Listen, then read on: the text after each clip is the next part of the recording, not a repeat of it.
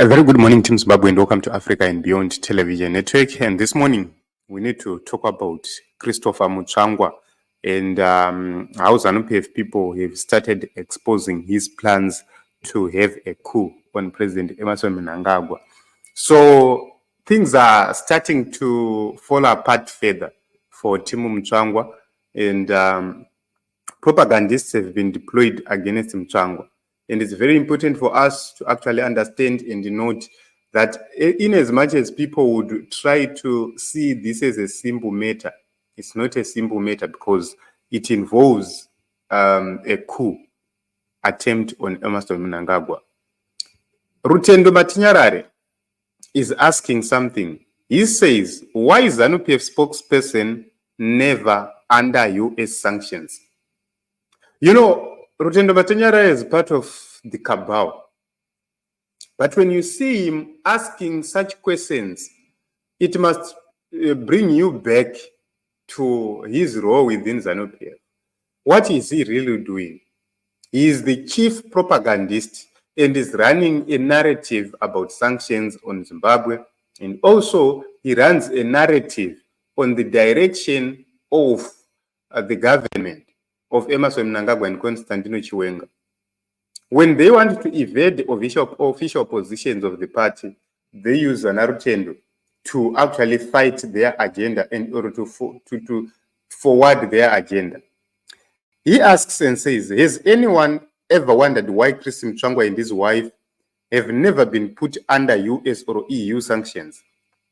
Why were they free to travel to the US when most Zim government officials were not?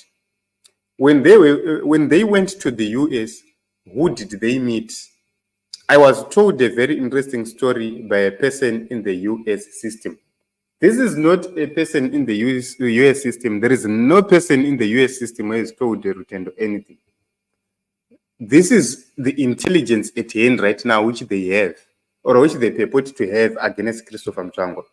Mind you, in March, Majara Jairos spoke about this issue and said Christopher Mutsvangwa hedged a plan to remove Emmerson Mnangagwa around January.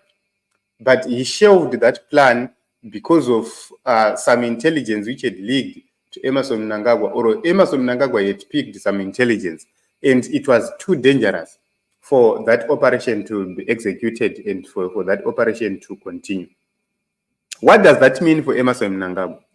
This is clear. It means there are people within the military structures who are actually working against Mnangagwa and they want Mnangagwa gone. This has become clear.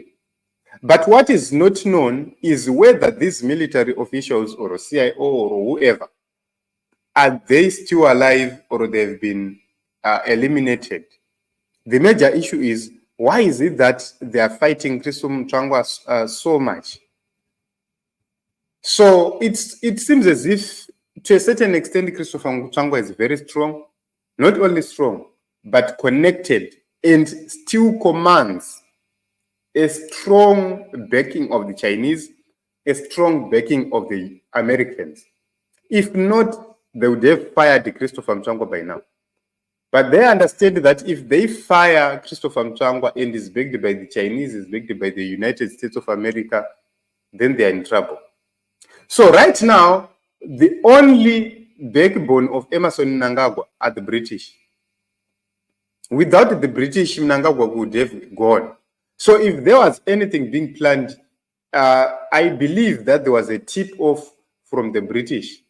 That is the reason why he is still there, or he is still having intelligence of what is happening around. If not because of that, and if not because of personal interest of the British, then Mnangagwa could have gone. But what is happening is, this is coming at a point in time Mnangagwa has paid or has agreed to pay compensation for the white farmers amounting to 3.5 billion. It's happening, and they're actually working on making sure that that money is quickly paid.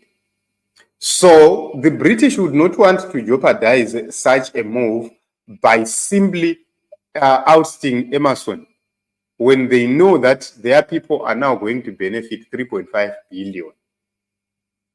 And removing Emmerson would mean a new government would come in, or will slow down the process, or we have to revise the compensation altogether. This is the problem. But that is the reason why the Americans had to remove sanctions on Emerson. They had to remove sanctions on Emerson so as to spite the British, who were going behind the back to actually try and negotiate with Emerson. So you would understand that this is a different game altogether. And at a certain point in time, I think that an agreement has been reached elsewhere to say Mnangagwa has to go. But they don't want to create an impression that there is a coup happening in Zimbabwe. They want to create an impression that they are correcting what Mnangagwa had done wrong. There is no justification which Mnangagwa is going to seek because he did it on Robert Mugabe. Which means when the same modus operandi happens against him, there's not going to be any justification whatsoever. And given that there is an SCOM report right now, there is nothing SADC is going to do if they fail to deal with this issue by August. When such a day comes for Emerson Mnangagwa, there is nothing SADC is going to do to stop that thing which will be in operation. Because if SADC tries, they will be sanctioned.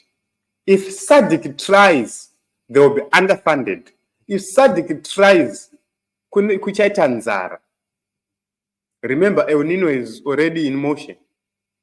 And there is no need for further escalation for the SADC region. It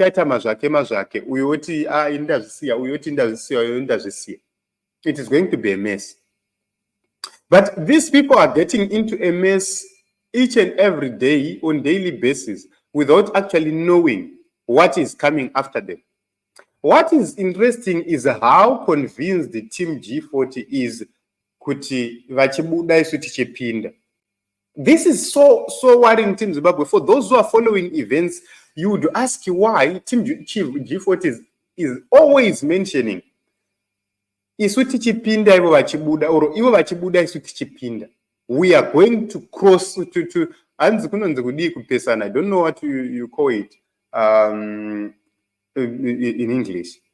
And the tineti chichakupesana muna Limpopo. Ivo vachipinda is tichidzoka.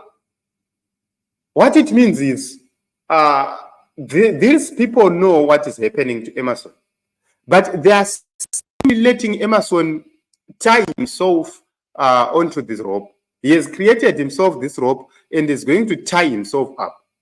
So I can tell you, I can assure you, Team Zimbabwe, something very big is brewing against Emerson. But they're simply waiting for a mistake so as to justify an action which is going to come against Emerson. Tell me if the military is working with Emerson. I doubt. I doubt that the military is working with Emerson. They've totally disintegrated with Emerson because of personal interests.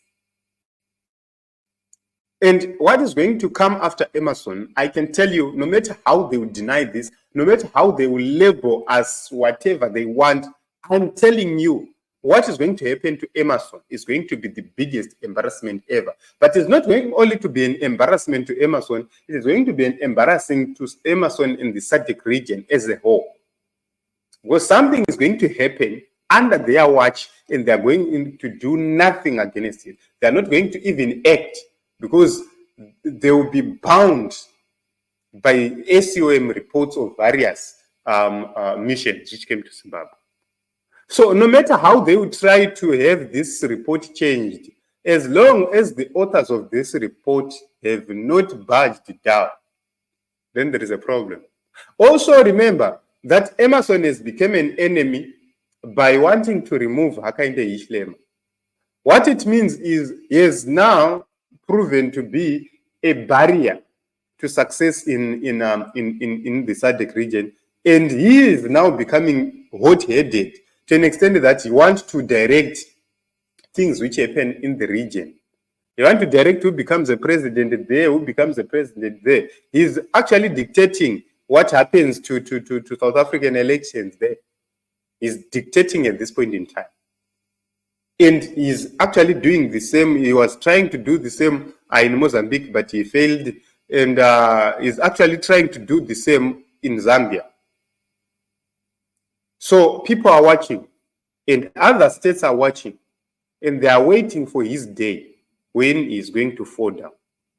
So, Anzi, which allies, the one that Chris went to the US when other ZANU-PF leaders were bad, and that was never sanctioned despite all the things he said about the US? Or is it a lie that he met key people in the US? What was discussed when they met? This is very important. Why is it they're not acting on Christopher Mutsvangwa? Why is it that they are not sacking him? I know for sure, I can tell you, I know for sure, I'm so certain about this. They want Mutsvangwa gone. But the major question is, how do we make Mutsvangwa go? That is the major issue. So you can actually see that game Rutambwana Mutsvangwa rekubabadzira so. Chef, order, chef. You would see this is giving the ZANU-PF sleepless nights because there is no justification whatsoever to fire him. And firing him might attract some consequences. And they're asking, why? What should we do now? So it is what it is, Team Zimbabwe. This is what is happening. I can tell you authoritatively that what Rutendo Matinyarara is saying is actually confirming the rumors about a coup against Emmerson Mnangagwa by Christopher Mutsvangwa. So we'll continue to watch and see. And let us see what is going to happen in the nation of Zimbabwe very soon. We are eagerly waiting because Emmerson does not take advice. And, as usual, he's actually preparing himself and his sons so that they continue to rule Zimbabwe. Meanwhile, there are other people who believe that he must not go beyond 2030. So it's going to be a long walk for Emmerson. And remember, we will come and talk about the issue. Yekuti Emmerson is already in his third term. We need to talk about that.